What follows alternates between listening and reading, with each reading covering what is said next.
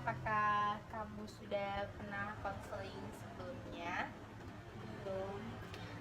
Baik, di sini saya akan menjelaskan apa itu arti konseling. Konseling itu adalah suatu kegiatan di mana konselor dan konseli menyelesaikan suatu permasalahan yang dihadapi oleh konseli, di mana bertujuan untuk menyelesaikan permasalahan dan memecahkan segala situasi yang sedang dihadapi oleh konseli.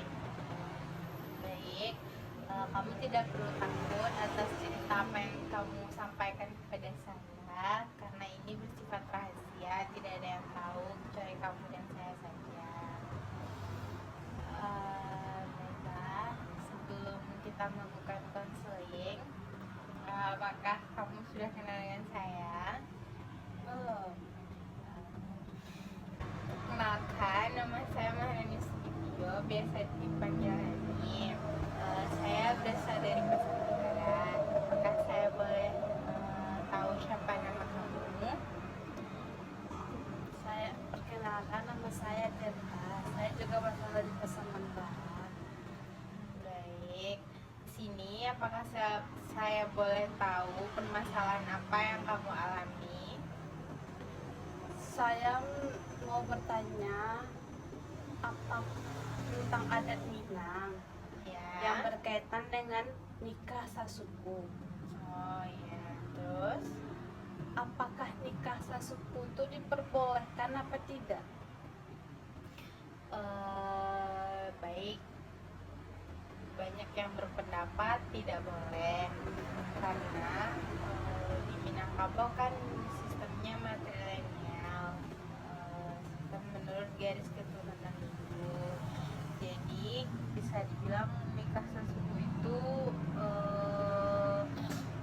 ibaratnya sudah satu darah gitu kan, jadi mungkin dilarang dalam adat Minangkabau. Tapi pada saat sekarang ini mungkin nikah sesuku itu sudah banyak dilakukan. Cara agar bisa nikah sasuku itu dilakukan. Oh, caranya mungkin dengan bisa membeli kerbau putih, kan kebanyakan seperti itu. Tapi tidak masalah jika nikah sesuku itu dilakukan, karena kan tidak bisa dibilang dalam Minangkabau kan ada datua gitu kan. Dalam Minangkabau mungkin kalau sesuku tidak satu datua mungkin bisa dibilang boleh nikah, kecuali dia satu suku satu datuk pula mungkin bisa dibilang tidak gitu. Apakah tidak ada dampak dari nikah sesuku? Nah, mungkin dampak dari perkawinan sesuku itu bisa dibilang adanya ketergangguan dari psikologis jika suatu keluarga tersebut memiliki keturunan. Nah, mungkin bisa dibilang adanya gangguan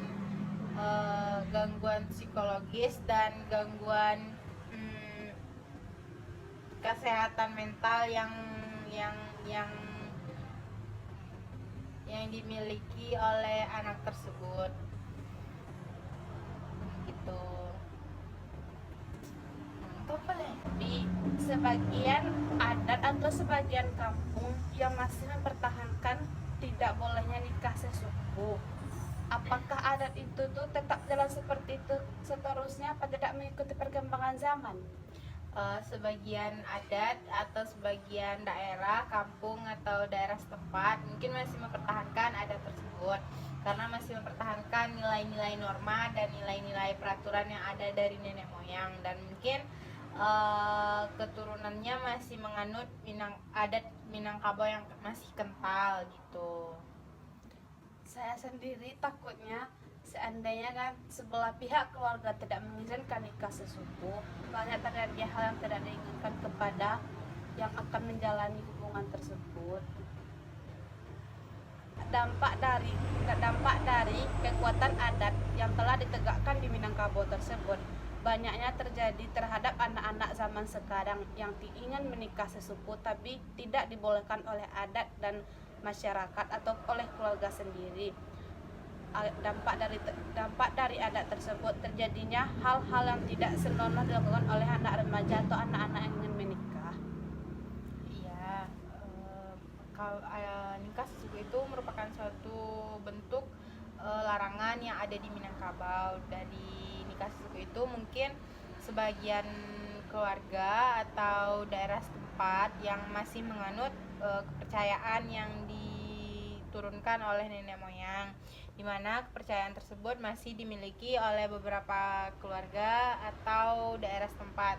Jadi karena dia ingin adanya nikah sesuku tersebut dan tidak diizinkan oleh orang tua, jadi mereka melakukan suatu hal negatif sehingga dia harus nikah, sehingga dia bisa, karena hal negatif tersebut makanya mau tidak mau keluarga tersebut ya menikahkan mereka gitu, walaupun satu suku.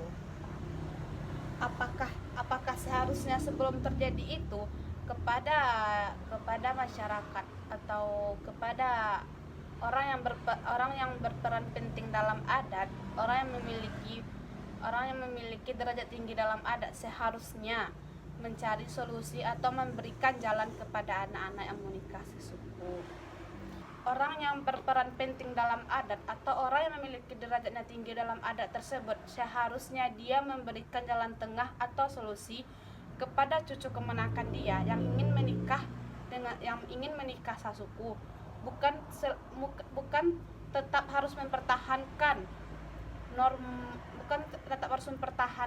adat dan kepercayaan, karena makin berkembangnya zaman banyak yang terjadi hal-hal yang tidak diinginkan karena pergaulan sekarang. Anak-anak yang ingin nikah sesuku tidak diperbolehkan dalam adat sehingga terjadinya hal yang tidak diinginkan dalam keluarga tersebut.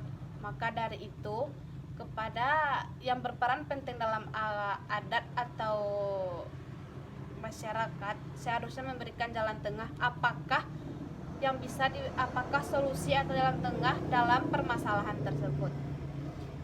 Baik, mungkin solusi dari atau jalan tengah yang akan dilakukan orang yang akan ingin menikah sesuku tersebut, bisa dibilang banyak yang berpendapat harus adanya antara dua orang itu membeli kerbau putih gitu kan. Jadi kan karena ingin menikah juga, jadi banyak yang berpendapat kerbau putih itu salah satu cara supaya mereka bisa menikah sesuku gitu. Ya kan, karena sebagian orang tuh kan bisa menghindari itu, bisa mendengarkan kata-kata adat, sebagian orang tuh tidak bisa gitu. Bukan sebagian orang bisa menerima kenyataan, sebagian orang tuh tidak gitu. Ya, itu kembali kepada kesadaran diri masing-masing dan bentuk kekeluargaan dari calon pengantin tersebut. Mungkin di sini pentingnya pendidikan dan kesadaran tentang adanya faktor-faktor yang melarang tentang adanya nikah sesuku gitu kan. Terus mungkin harus adanya penguatan tentang adat istiadat yang ada di daerah setempat gitu kan. Terus harus adanya pendorong antara wanita dan pria tersebut yang ingin menikah dari dalam keluarga tersebut gitu.